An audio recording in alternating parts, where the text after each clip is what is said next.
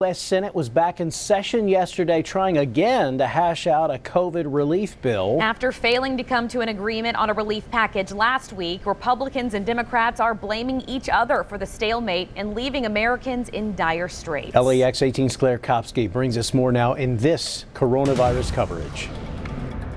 It's been weeks of talk and still no action. And that storyline continued in the Senate yesterday. Republicans wanted to reach an agreement everywhere we could and then continue to fight over the contested questions later. Democrats said no because they know their unrelated wish list items would have no prayer of standing on their own merit. Democrats offered to come down by $1 trillion.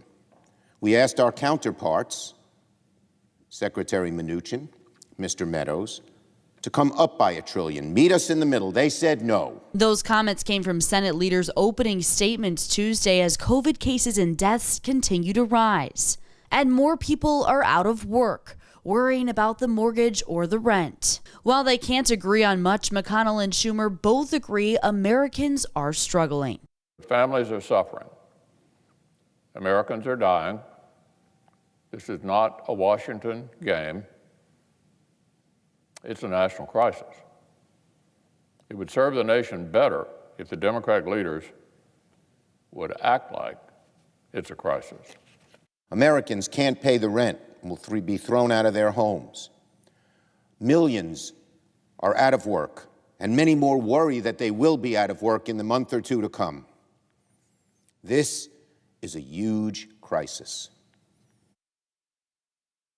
A crisis that the Hill claims is stuck on several key issues, including debates about the amount of aid to send to state and local governments. Republicans and Democrats are calling for vastly different figures for this piece, which is something that McConnell says is holding up delivering, quote, assistance directly to the people who need it. In Lexington, Claire Kopsky, LEX 18 News.